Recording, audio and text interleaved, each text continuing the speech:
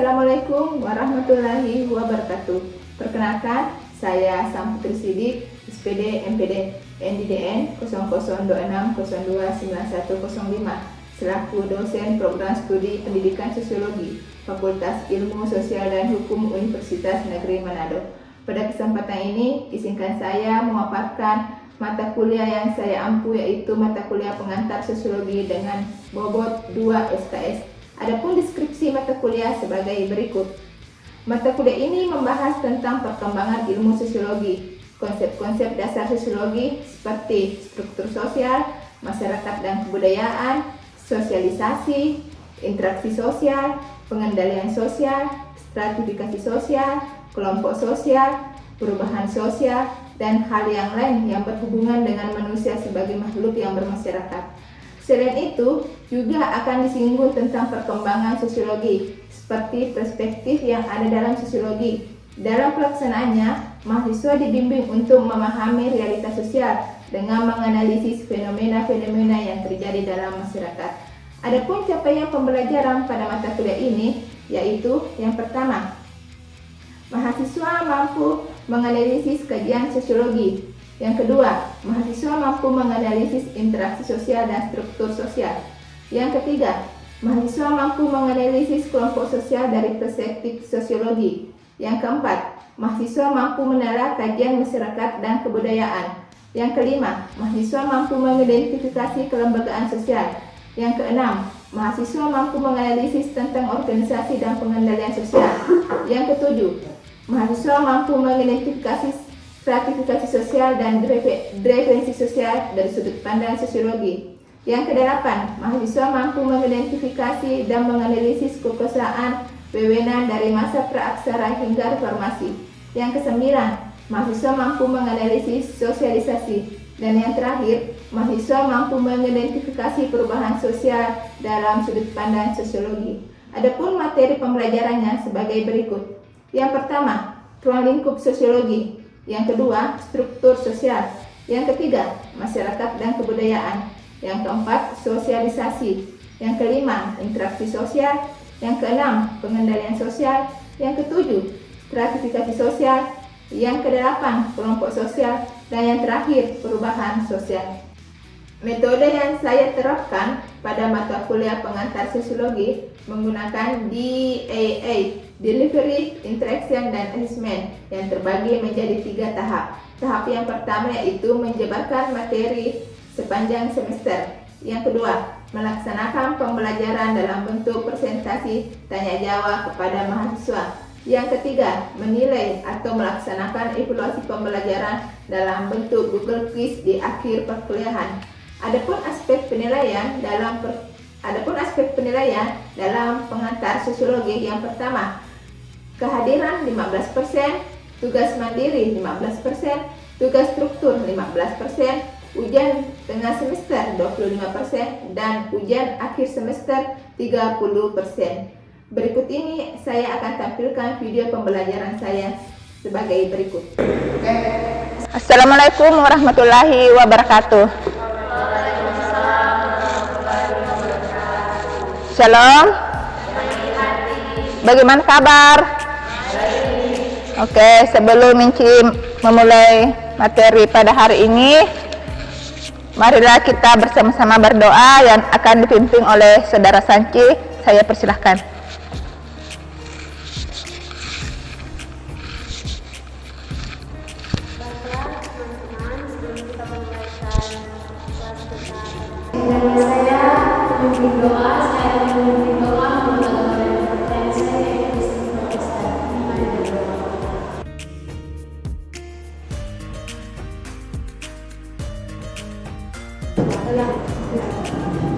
Oke, sebelum kita memasuki materi mengenai interaksi sosial, adik-adik bisa lihat di atas kan RPS yang kita akan bahas pada hari ini. Yang pertama yaitu interaksi sosial. Yang kedua, syarat-syarat dan bentuk interaksi sosial. Yang ketiga, proses terbentuknya interaksi sosial. Dan yang keempat, faktor yang mempengaruhi interaksi sosial. Yang kelima, perkembangan interaksi sosial. Dan yang keenam, struktur sosial. Baiklah, kita akan memasuki materi, yaitu interaksi sosial dan struktur sosial dari sudut pandang sosiologi. Sebelum Inci masuk ke interaksi sosial, Inci mau tanya, apa itu interaksi sosial? Siapa yang tahu angkat tangan? Sanci, apa itu interaksi sosial? Terima kasih atas kesempatan yang diberikan Ci.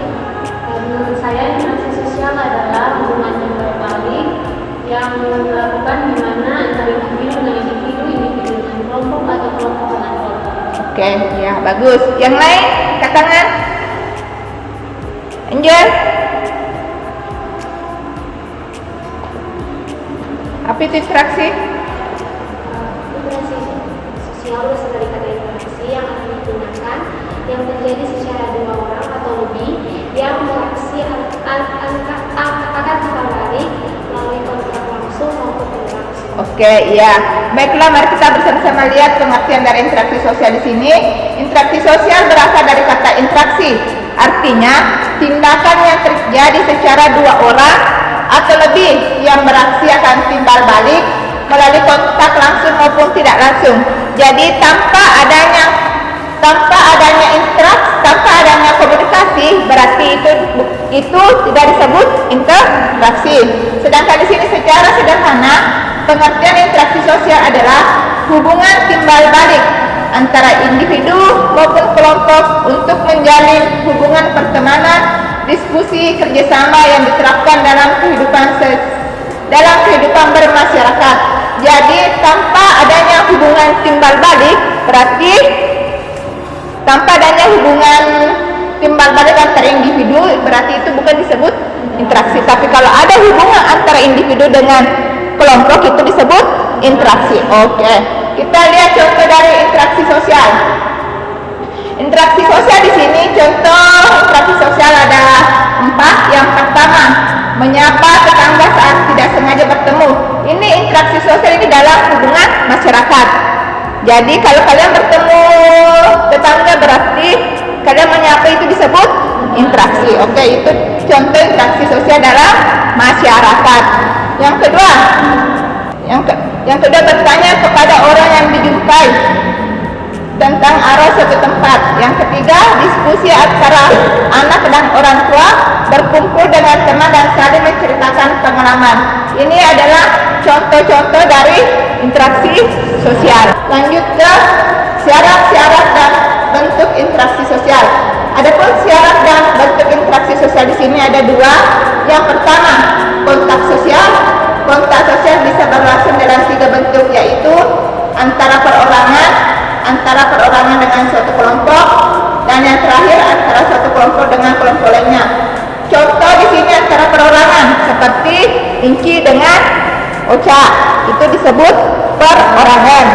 Sedangkan antara perorangan dengan suatu kelompok, Inci dan kalian, itu disebut dengan antara perorangan dengan suatu kelompok, berkelompok. Dan yang ketiga, antara satu kelompok dengan kelompok lainnya, seperti kalian kelompok 1 dengan kelompok 2. Jadi itu yang dimaksud dengan antara satu kelompok dengan kelompok lainnya. Oke. Komunikasi adalah proses penyampaian dan penerimaan pesan berupa ide atau gagasan dari satu pihak ke pihak lainnya. Komunikasi bisa dibagi menjadi 2, yakni komunikasi verbal dan non-verbal. Jadi syarat-syarat dan bentuk interaksi sosial di sini ada 2, ya, kontak sosial dan komunikasi. Tanpa adanya kontak sosial dan komunikasi itu tidak disebut interaksi sosial. Oke. Kita pindah ke proses terbentuknya interaksi sosial. Di mana di sini proses interaksi sosial terjadi bila di antara pihak yang berinteraksi melakukan kontak sosial dan komunikasi. Kontak dan komunikasi menjadi syarat penting terjadinya interaksi sosial. Tanpa kedua syarat itu, interaksi sosial tidak akan terjadi. Jadi tanpa adanya komunikasi dan tanpa adanya hubungan timbal balik, maka itu tidak disebut interaksi. Tapi kalau adanya hubungan timbal balik dan komunikasi, interaksi sosial. Jadi kalian sudah paham? Oke, kita pindah ke faktor-faktor yang mempengaruhi interaksi sosial. Faktor-faktor yang mempengaruhi interaksi sosial di sini ada 4. Yang pertama, imitasi. Imitasi di sini suatu tindakan meniru sikap, tingkah laku atau penampilan orang lain. Siapa yang bisa beri contoh dari imitasi? Angkat tangan. Siapa yang bisa memberi contoh dari imitasi? Suatu tindakan meniru sikap, tingkah laku atau penampilan orang lain. Siapa yang bisa? Angkat tangan. Nancy, silakan. Terima kasih atas kesempatan. Saya contoh dari imitasi itu, misalkan kita meniru dari orang lain. Misalkan kita meniru cara Eci dengan Eci mengajar. Kan ke depannya kita akan menjadi seorang pengajar.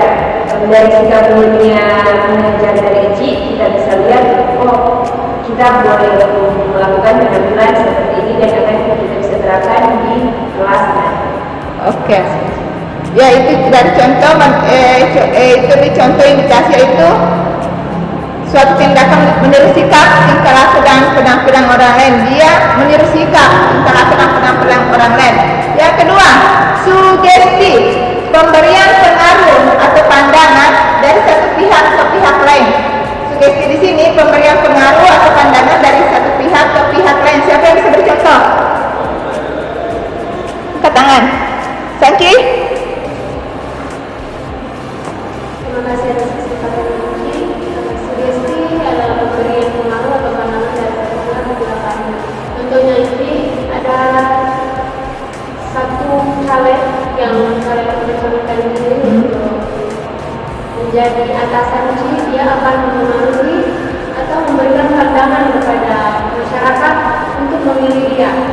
Nah, di sini Ci itu akan menjadi pengaruh atau pandangan dari satu pihak kepada pihak yang lainnya agar mengikuti caleg tersebut. Oke, jadi sudah mengerti ya contoh dari sugesti. Kita pindah ke identifikasi. Identifikasi, kita lihat pengertian dari identifikasi di sini. Kecenderungan atau keinginan dalam diri seseorang untuk menjadi sama dengan orang lain yang menjadi idolanya. Inci ulang, kecenderungan atau keinginan dalam diri seseorang untuk menjadi sama dengan orang lain yang menjadi idolanya. Siapa yang bisa? Graciela, silakan. Terima kasih atas kesempatan. Yang menjadi contoh identifikasi adalah kecenderungan atau keinginan dalam diri seorang untuk menjadi sama. Seperti contohnya gitu. Kalau orang anak-anak milenial zaman sekarang kan kebanyakan suka nonton drakor atau K-pop. Di situ nanti muncul kecenderungan ingin mengikuti idola kita. Oke. Terima kasih. Jadi identifikasi di sini yaitu keinginan dari seseorang ya untuk menjadi sama dengan orangnya yang menjadi idolanya. Oke, kita pindah yang terakhir, simpati, perasaan tertarik yang timbul dalam diri seseorang dan kemampuan untuk merasakan diri kita seolah-olah berada dalam keadaan orang lain. Inci ulang, simpati, perasaan tertarik yang timbul dalam diri seseorang dan kemampuan untuk merasakan diri kita seolah-olah berada dalam keadaan orang lain. Siapa yang bisa? Contoh dari simpati. Siapa yang bisa katakan di sini contoh dari simpati? Nancy. Terima kasih atas kesempatan. Kalau menurut saya Ci, contoh dari simpati itu, kalau misalkan ada kedukaan begitu, kalau orang mau pergi ke kedukaan, otomatis kalau pergi orang langsung merasakan ini keadaan langsung sedih. Makanya dengan adanya simpati itu tertarik dalam perasaan tertarik yang timbul dalam diri. Contohnya itu pergi ke kedukaan, seperti orang merasa oh dia ada kedukaan, orang langsung merasakan juga kesedihan. Oke. Ya, jadi kalau ada orang sedih, ada orang sedang, kita ikut merasakan semuanya. Itu contoh dari simpati. Jadi faktor-faktor yang mempengaruhi interaksi sosial ada 4 ya. Kalian sudah mengerti? Imitasi, sugesti, identifikasi, dan simpati. Oke, kita lanjut. Kita masuk ke struktur sosial. Struktur sosial di sini adalah secara umum struktur sosial merupakan sebagai suatu pola hubungan sosial yang terbentuk antara individu yang satu dengan individu lain yang membentuk suatu kelompok. Struktur sosial adalah suatu tingkatan dalam masyarakat. Salah satu jenis contoh konkret dari struktur sosial adalah sistem kasta. Jadi contoh dari struktur sosial kita lihat gambar ini. Siapa yang paling di atas? Raja. Yang kedua siapa? Raja sama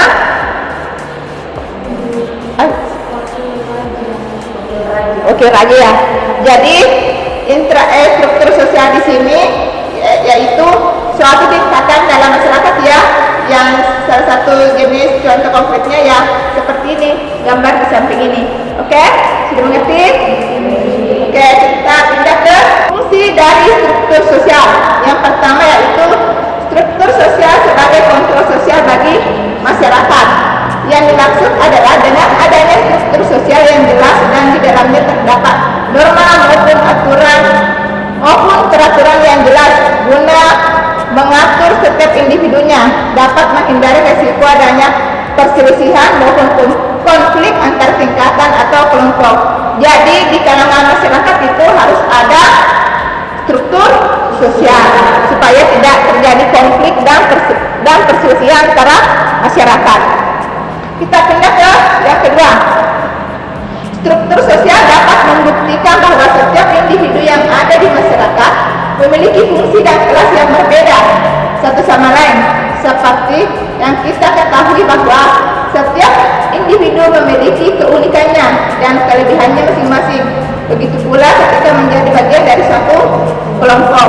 Jadi fungsi struktur sosial di sini ada dua. Kita pindah ke unsur struktur sosial. Menurut salah satu ahli dari Amerika yaitu Charles Pelowitz mengutarakan bahwa setidaknya ada 10 unsur penting dalam struktur sosial yang ada sebagai berikut. Mungkin nggak usah sebutkan 10 unsur itu ya. Mungkin cuma ambil dari tiga unsur struktur sosial yang menurut ahli Charles. Yang pertama itu, dalam sebuah struktur sosial penting adanya keyakinan maupun pengetahuan bagi seluruh anggota yang ada di dalamnya. Sedangkan yang kedua, dalam sebuah struktur sosial penting adanya perasaan kepedulian atau solidaritas antara anggota kelompok. Dan yang ketiga, menurut Charles yaitu dalam sebuah struktur sosial penting adanya tujuan yang sama serta cita-cita bersama yang ingin dicapai dalam sebuah kelompok. Jadi unsur-unsur struktur sosial di sini menurut Charles Pelowitz ada 3. Oke. Kita pindah ke contoh. Kita pindah ke terakhir. Contoh struktur sosial. Contoh struktur sosial di sini ada 5. Kita lihat yang pertama apa? Struktur sosial berbasis keluarga, yang di dalamnya keluarga adalah unit dasar dalam struktur sosial. Biasanya terdiri dari orang tua, anak, dan kerabat dekat lainnya. Keluarga dapat memiliki struktur hierarkis dengan peran yang ditentukan seperti ayah sebagai kepala rumah, sebagai kepala keluarga, dan ibu sebagai pengurus rumah tangga. Itu dari contoh struktur sosial yang pertama. Contoh struktur sosial yang kedua, berbasis kekayaan, di mana orang-orang dengan kekayaan yang lebih tinggi cenderung memiliki akses yang lebih besar terhadap pendidikan, pelayanan kesehatan, dan peluang bisnis dibandingkan dengan mereka yang kurang mampu. Dan yang ketiga, struktur sosial berbasis pekerjaan, di mana struktur sosial yang jelas di dunia bisnis dengan pemilik perusahaan, manajer, dan karyawan pada berbagai tingkat hierarki. Ada juga perbedaan status sosial yang terkait dengan jenis pekerjaan tertentu, seperti dokter, guru, atau petani. Kita pindah ke contoh yang keempat, sosial berbasis gender, di mana struktur sosial juga dapat dipengaruhi oleh perbedaan gender. Struktur ini mencerminkan adanya kesenjangan dalam kekuasaan, akses ke pendidikan, pekerjaan, dan partisipasi partisipasi politik antara jenis kelamin. Dan contoh struktur sosial yang terakhir yaitu berbasis agama, di mana dalam masyarakat yang kuat dalam praktek keagamaan, agama dapat mempengaruhi struktur sosial. Struktur sosial seringkali mencerminkan peran dan hierarki dalam institusi keagamaan seperti pemimpin agama, imam, pendeta atau biksu. Itu tadi contoh dari struktur sosial. Jadi materi kita hari ini yaitu interaksi sosial dan struktur sosial. Sebelum Inci tutup materi pada hari ini, kalian sudah mengerti interaksi sosial dan struktur sosial dari sudut pandang sosiologi? Ada pertanyaan mengenai interaksi sosial dan struktur sosial dari sudut pandang sosiologi sebelum Inci tutup pertemuan hari ini? Ada tidak pertanyaan yang kalian tidak mengerti mengenai interaksi sosial dan struktur sosial? Santi. Terima kasih atas kesempatan ini. Di sini saya ingin bertanya, mereka mesti memberikan contoh dari interaksi sosial. Oke, Santi belum mengerti ya tentang contoh dari interaksi sosial. Mari kita lihat bersama-sama kembali contoh dari interaksi sosial. Contoh interaksi sosial di sini ada 4 saksi. Yang pertama, menyapa tetangga saat tidak sengaja bertemu.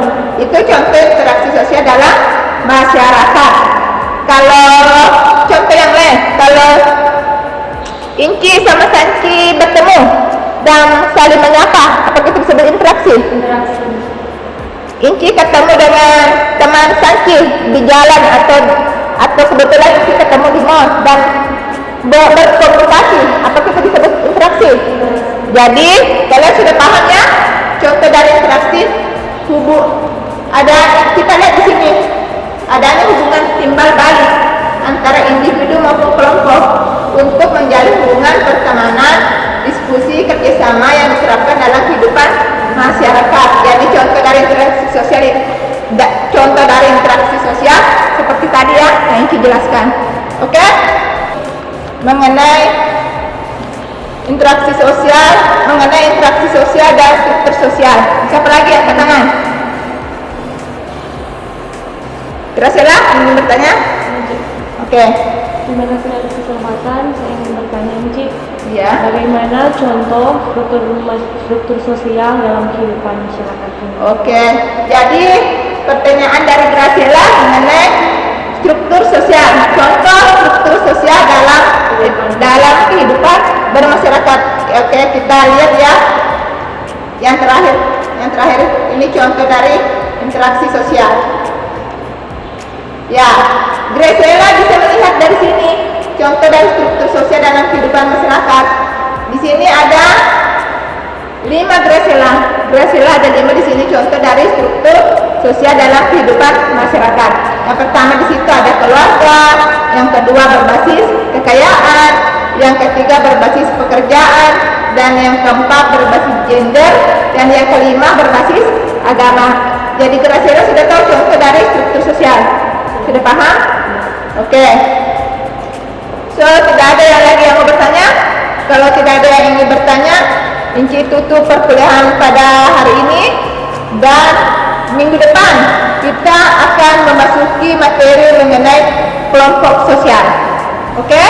Jadi sebelum Inci tutup materi hari ini, kalian sudah mengertikan apa itu interaksi sosial dan struktur sosial. Oke. Baiklah, Inci tutup perkuliahan sebelum Inci tutup, semuanya hadir? Tidak ada yang izin? Ya. Oke. Jadi baiklah, Inci tutup perkuliahan pada hari ini. Sampai bertemu minggu depan dengan materi kelompok sosial. Sekian dan terima kasih.